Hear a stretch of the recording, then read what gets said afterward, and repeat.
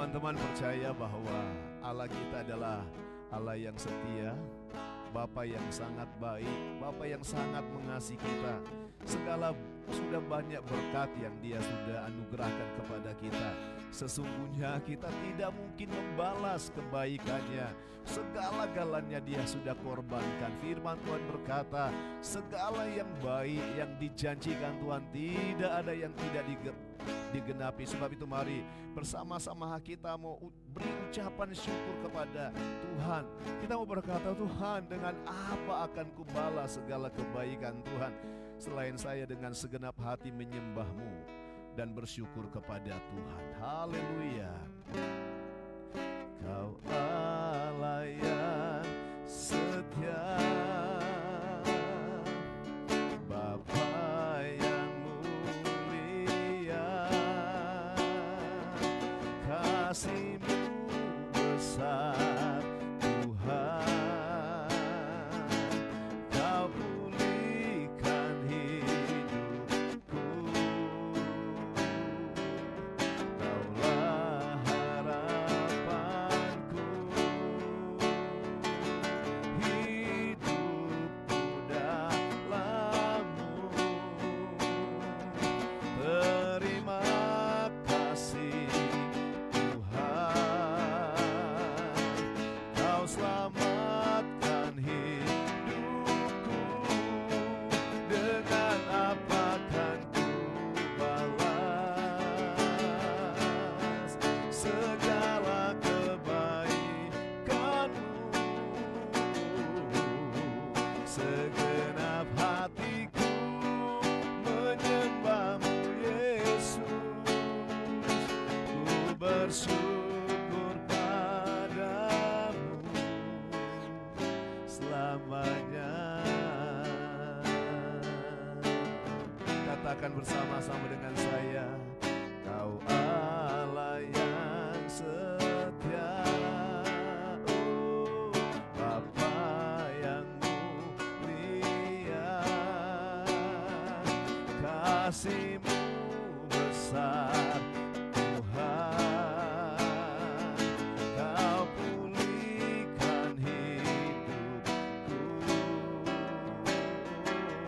Kaulah harapanku.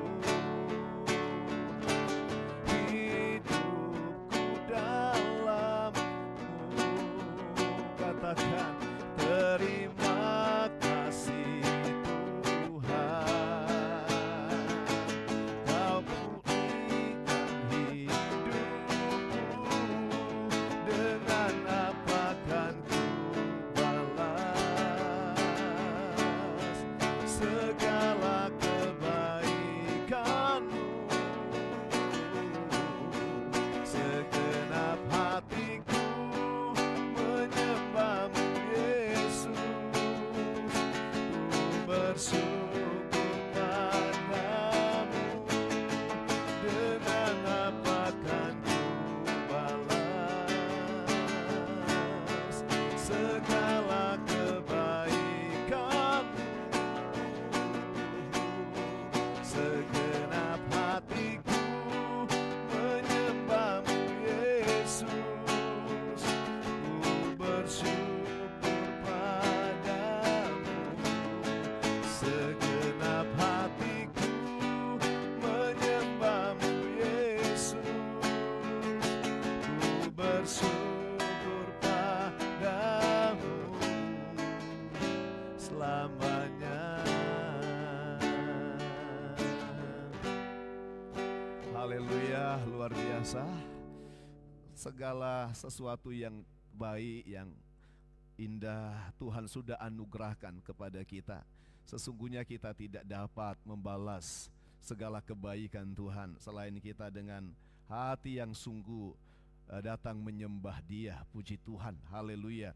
Bapak Ibu jemaat Tuhan, teman-teman dimanapun engkau berada, mari kita beri hati kita sejenak untuk sharing kebenaran firman Tuhan, untuk kita sama-sama merenungkan kebenaran firman Tuhan. Siapkan hati kita. Saya percaya, saudara, setiap perkataan Tuhan ada kuasa, ada mujizat. Bukankah firman Tuhan berkata bahwa Hidup kita hanya ditentukan oleh apa kata Tuhan.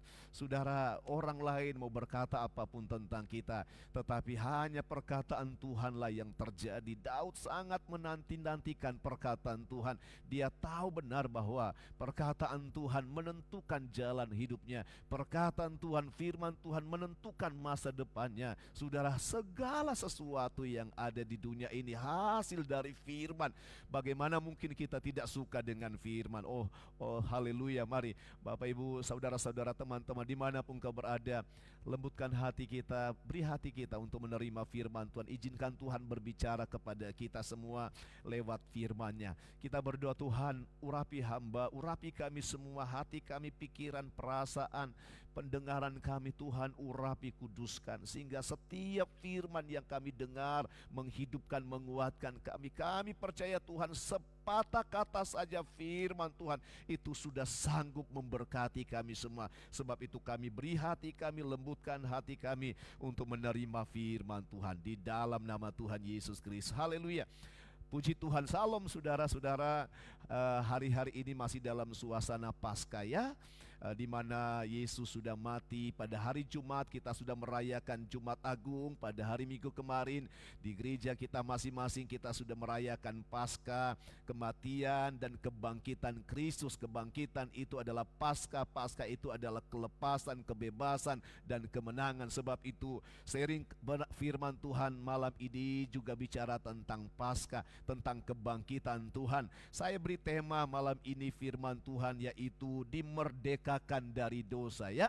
Dimerdekakan dari dosa. Oke, saya baca satu ayat untuk kita semua di dalam Roma pasal 6 ayatnya yang ke-18 ya. Roma pasal 6 ayat 18, catat baik-baik.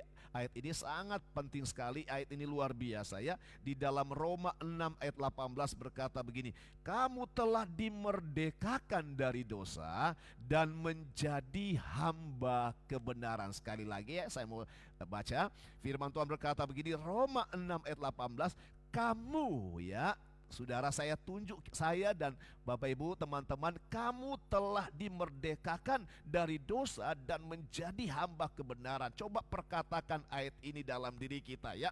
Aku, saudara, saya telah dimerdekakan dari dosa dan menjadi hamba kebenaran. Ini penting banget saudara, sangat penting ayat ini untuk kita pahami. Karena saudara, dimerdekakan dari dosa itu luar biasa, sangat penting dalam hidup kita. Kenapa itu penting?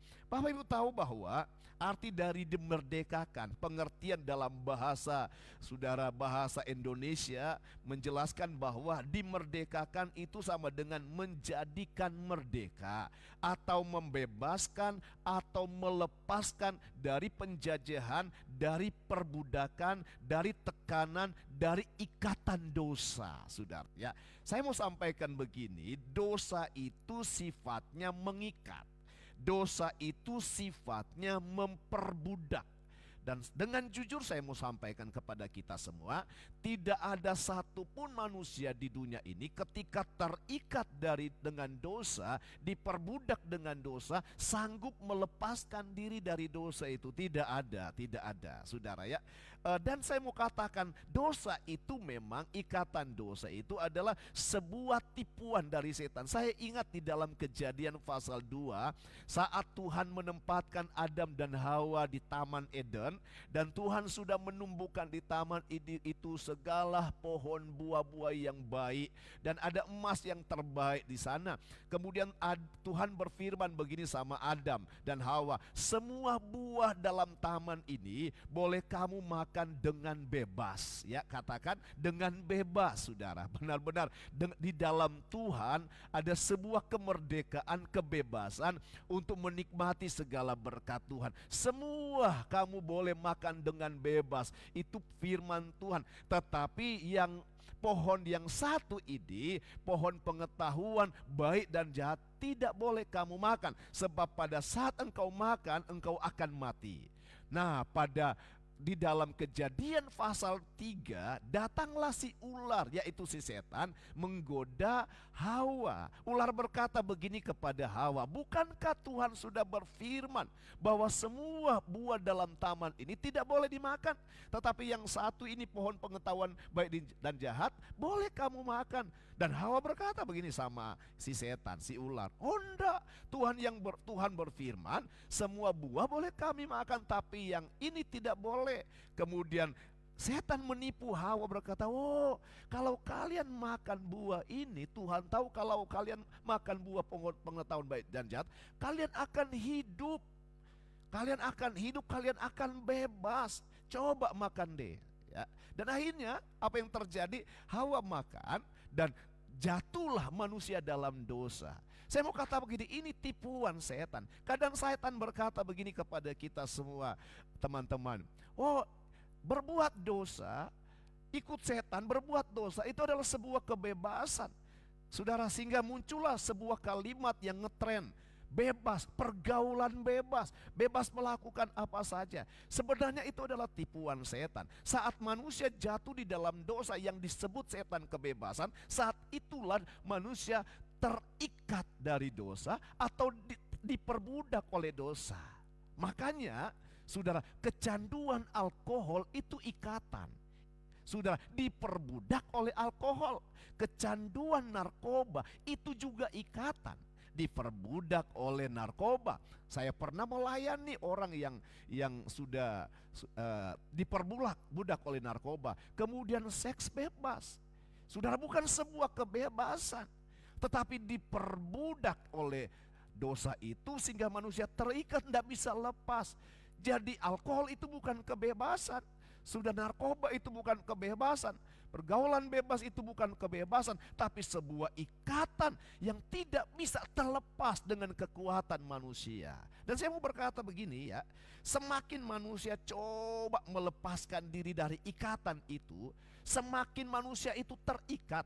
Saya mau gambarkan begini saja, orang yang diperbudak oleh dosa jatuh dan terikat atau diperbudak oleh dosa, misalkan dosa narkoba.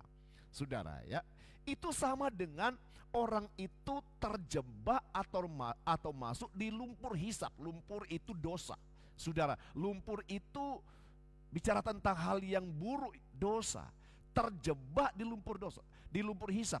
Saya mau katakan begini, orang yang terjebak di lumpur hisap, semakin dia berusaha untuk melepaskan diri, semakin dia bergerak untuk keluar dari lumpur itu, semakin dia terhisap ke dalam. Dia tidak mungkin bisa melepaskan diri dari lumpur itu.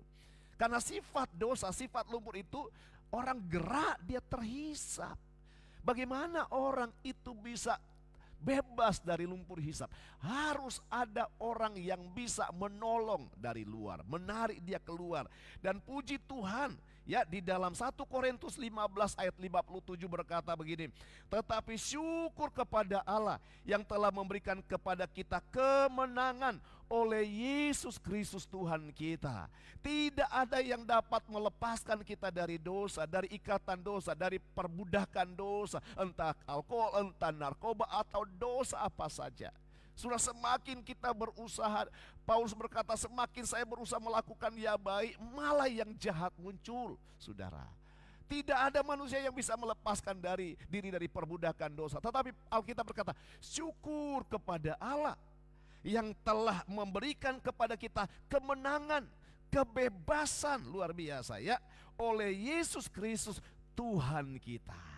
Jadi Bapak Ibu, kalimat yang berkata begini, kamu telah dimerdekakan. Dimerdekakan. Ada artinya ada orang yang memerdekakan, bukan kita yang memerdekakan diri. Ada pribadi yang memerdekakan kita, yaitu Yesus Kristus. Dengan cara apa? Dia mati di kayu salib, dia nanggung semua beban dosa kita. Saudara, Yesaya berkata saudara, dia tersiksa, dia dianiaya oleh karena dosa-dosa kita. Saudara, Dengan cara dia mati di kayu salib, menderita, kemudian dikubur, 3 hari kemudian dia bangkit. Itulah cara dia memerdekakan kita dari dosa. Di kayu salib, Bapak Ibu tahu, ada satu kalimat Tuhan yang terakhir, dia berkata, sudah selesai. Apa makna dari perkataan sudah selesai? Dosamu Tuhan sudah selesai tanggung. Dosamu sudah diselesaikan oleh Tuhan. Plus segala kesengsaraanmu, segala persoalanmu, sakit penyakitmu sudah selesai ditanggung oleh Tuhan. Ketika dosa Tuhan sudah selesai tanggung, Tuhan bereskan dosa itu. Dosa kan sumber dari segala masalah. Karena dosa ada sakit, karena dosa ada persoalan, karena dosa ada penderitaan. Ketika dosa itu sudah selesai, Tuhan sudah selesaikan, Tuhan sucikan, Tuhan tebus dosa kita. Maka secara otomatis sakit penyakitmu, persoalanmu, segala sesuatu yang menekan hidupmu diselesaikan oleh Tuhan. Nah, Bapak Ibu jemaat Tuhan, teman-teman dimanapun kau berada, ketika Tuhan sudah menebus atau memerdekakan kita, ada satu hal yang harus kita lakukan. Ayat ini berkata begini, kamu telah dimerdekakan dari dosa, kalimat selanjutnya, dan menjadi hamba kebenaran. Ya, dan menjadi hamba kebenaran. Ya, jadi kita harus menjadi hamba kebenaran.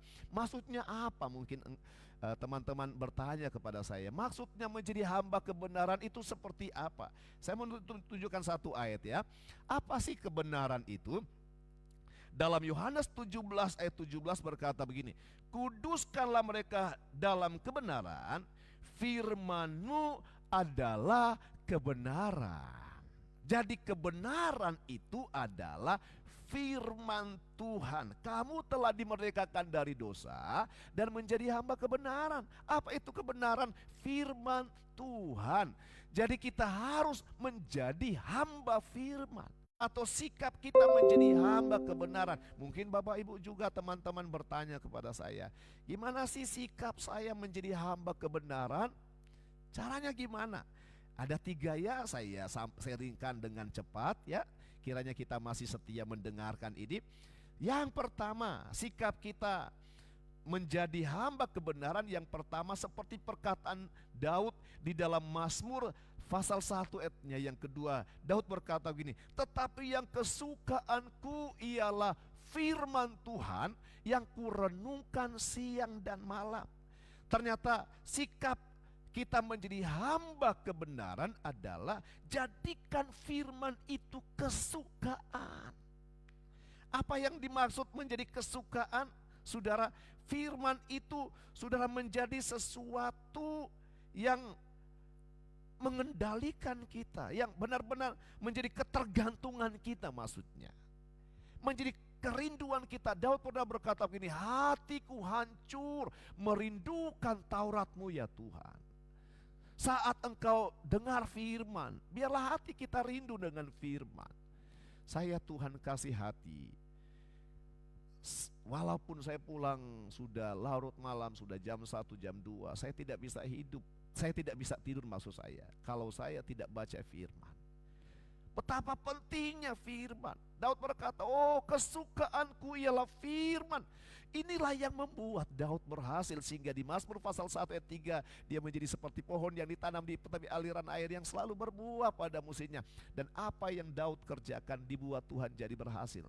Daripada kita ngumpul dengan pencemooh, mendengar nasihat-nasihat orang fasik, lebih baik kita rindu, suka dengan firman. Yang kesukaanku ialah Taurat. Kita dengar firman Tuhan malam ini mungkin setengah jam, tapi merenungkan itu siang dan malam. Bapak dengar dan tangkap mungkin satu kalimat firman yang kata perwira Romawi sepatah kata, kita tangkap itu jadi rema dalam hidupmu, dan kita renungkan itu siang dan malam.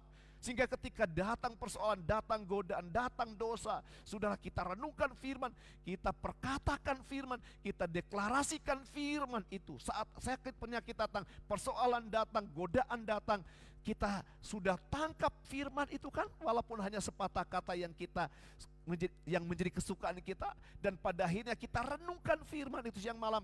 Saudara, Bapak Ibu, kita tidak pernah lepas dari persoalan siang dan malam. Tapi ketika kita bisa renungkan firman itu siang malam, kita bisa deklarasikan firman itu, dan persoalan itu, dosa itu lenyap dalam hidup kita. Oh haleluya ya. Jadi sikap kita menjadi hamba kebenaran, karena firman itu adalah kebenaran. Jadikanlah firman itu sebagai kesukaan kita. Yang kesukaanku ialah firman.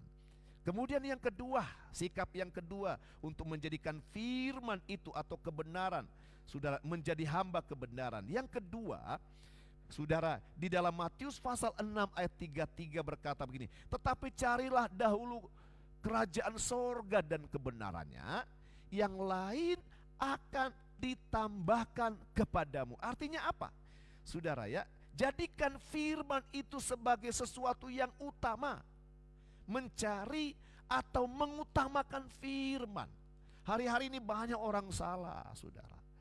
Lebih suka hasil dari firman daripada firman. Bukankah firman itu menjadikan segala sesuatu dari tidak ada menjadi ada? Saya mungkin bertanya kepada Bapak Ibu jemaat atau teman-teman saya dimanapun ya. Saya mau bertanya begini, kira-kira mana teman-teman lebih suka?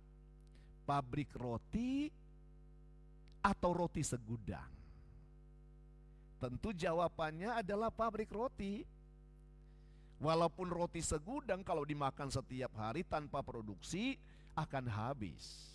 Tapi kalau pabrik, setiap hari ada produksi, setiap hari ada roti yang baru.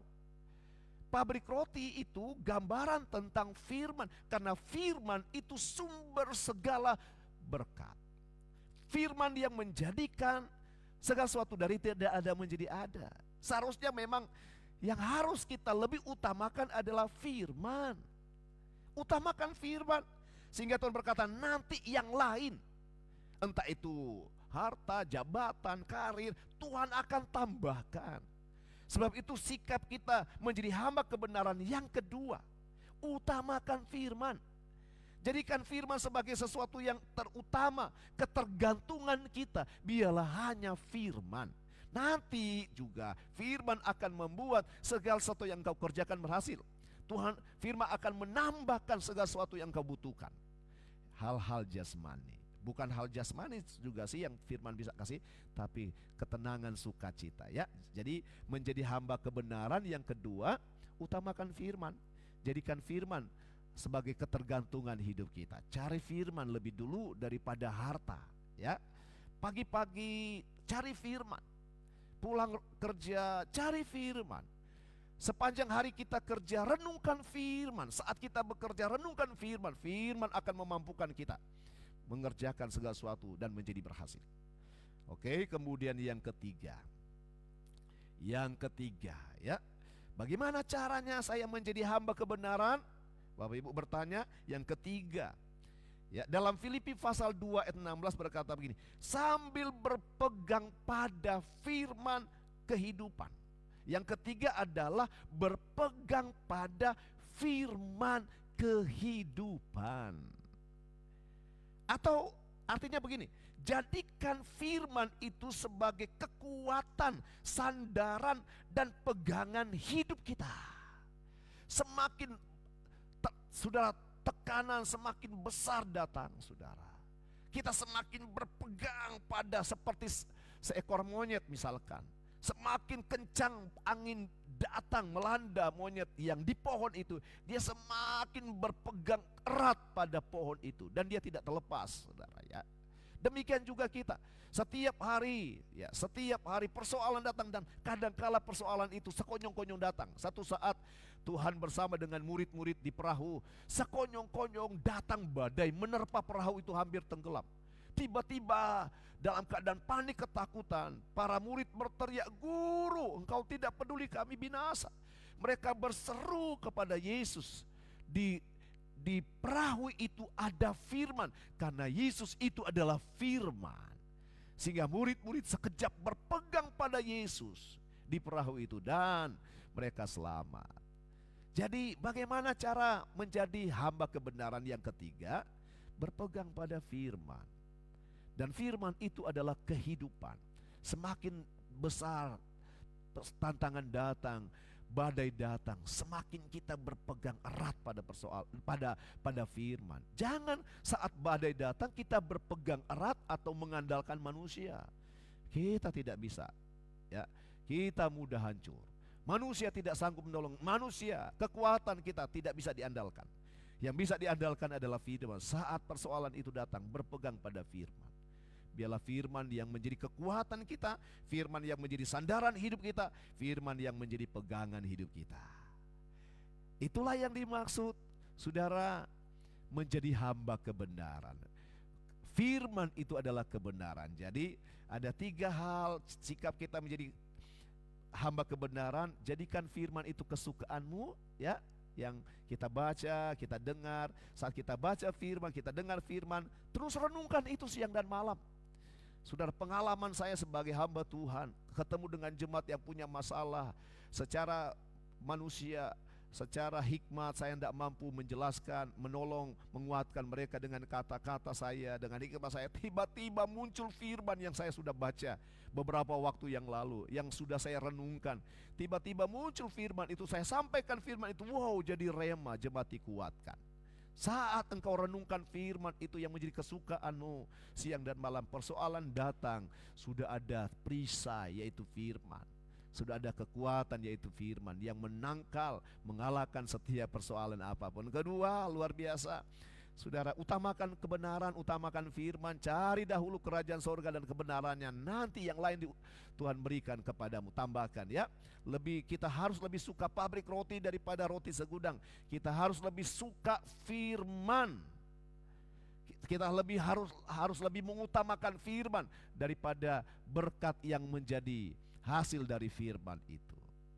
Ya, firman itu adalah sumber berkat. Kemudian yang ketiga, berpegang pada firman kehidupan. Semakin besar tantangan, semakin kita berpegang erat pada firman. Dan lihat, kemenangan demi kemenangan terjadi. Tuhan sudah selesai mengerjakan tugasnya.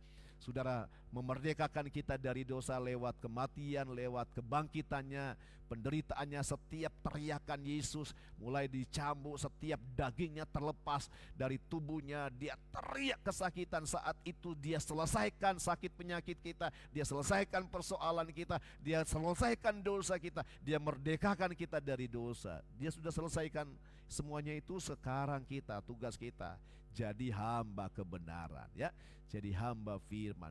Biarlah firman yang menjadi Tuhan kita, yang mengendalikan kita, berotoritas dalam hidup kita, dan kita diberkati Tuhan. Kiranya firman ini memberkati kita semua. Saya berdoa Roh Kudus, guru kita yang agung, ya, saya penuh dengan keterbatasan mengseringkan firman ini, Bapak Ibu, teman-teman, tapi ada guru kita yang agung, guru yang luar biasa, itu Roh Kudus. Dia yang akan lebih menjelaskan lagi firman di dalam hati kita dan memberkati kita dengan firman Tuhan. Oke, luar biasa, ya. Saya tidak tahu persoalan apapun yang kita alami. Mungkin juga saya belum mengenal Bapak Ibu lebih dekat, ya. Kalau kepingin kita saling mengenal, saling mendoakan, bisa juga chat saya secara pribadi untuk kita berdoa. Tetapi paling tidak sudah kita percaya Yesus yang lebih mengenal kita.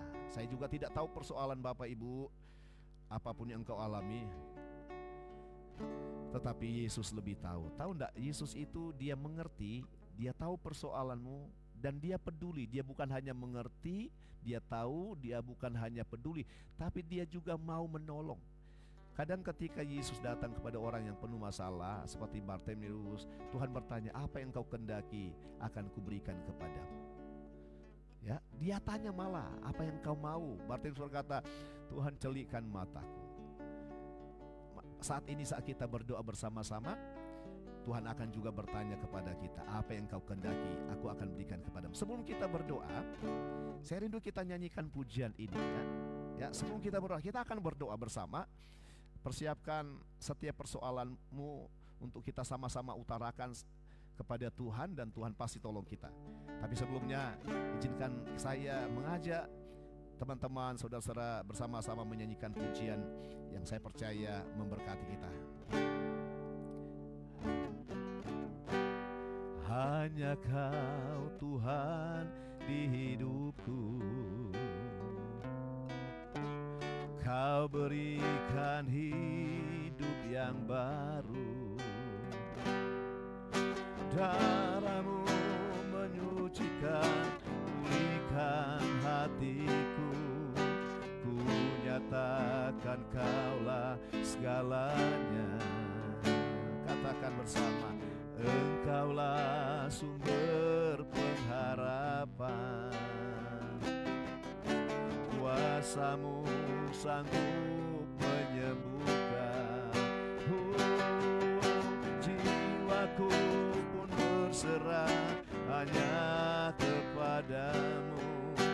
Yesus, Kaulah segalanya.